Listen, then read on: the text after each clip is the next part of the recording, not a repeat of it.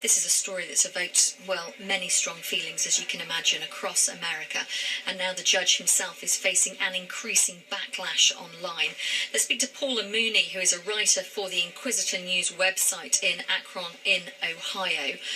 Paula, when you read the details of this case, it really is quite harrowing.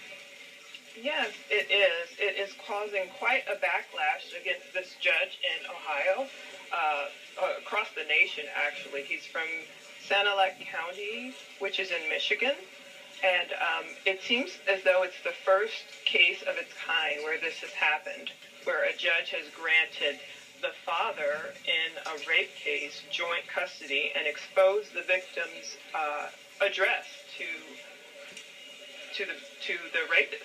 So, Paula, just explain for people who haven't read this story, what happened to this 12-year-old girl? Take us right back to the beginning. Yes, apparently she was a 12-year-old girl at home with her 13-year-old sister. The 13-year-old sister may have known this man. Of course, the rape victim's name has not been given to the press, as is standard. But Chris Mirasolo was a friend of the girls, one of the girls. So there were Chris Mirasolo and another boy picked up the 12-year-old, the 13-year-old, and another friend from their home.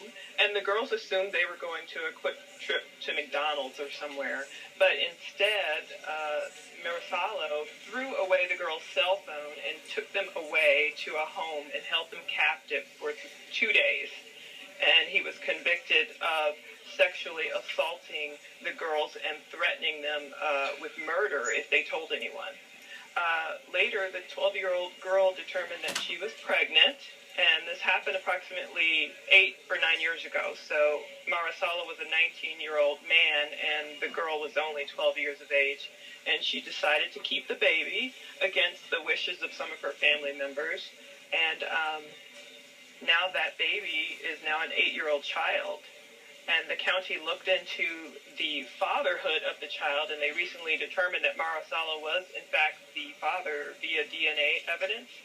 And so that's when this judge forced the victim to have her rapist's name placed on the birth certificate and exposed her address to her rapist. And now he shares custody, Mirasolo shares custody with his rape victim, basically.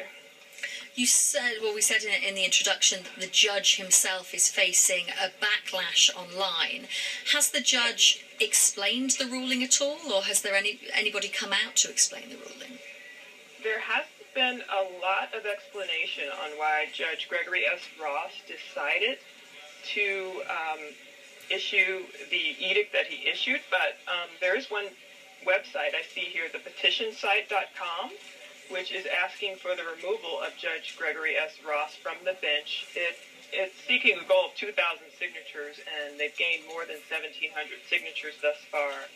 So it's not exactly clear what led Judge Ross out of Sandusky, Michigan, to award joint custody to the rapist, basically, Mirasolo, who's now 27 years of age. But the online outrage is growing because no one's ever seen a decision like this in the United States. And the survivor of this rape, who's obviously now a young woman, is she appealing this decision? Is she able to? Well, yes, she does have a chance. Let's see here. We have an upcoming decision. There's something scheduled, a hearing scheduled for Wednesday the 25th. So there have been objections and motions filed on her behalf. And so we'll see with the outgrowing outrage across the international sphere. I mean, I saw the Daily Mail article. They must have shared it nearly 10,000 times now about this case.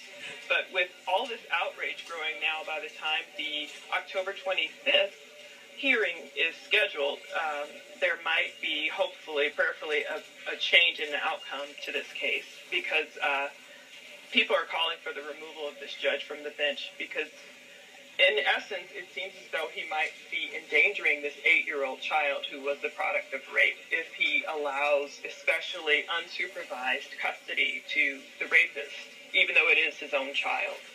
Paula, we'll track this story with you. Thank you so much for speaking to us here on OS. That's Paula Mooney, who's a writer for the Inquisitor News website in Ohio.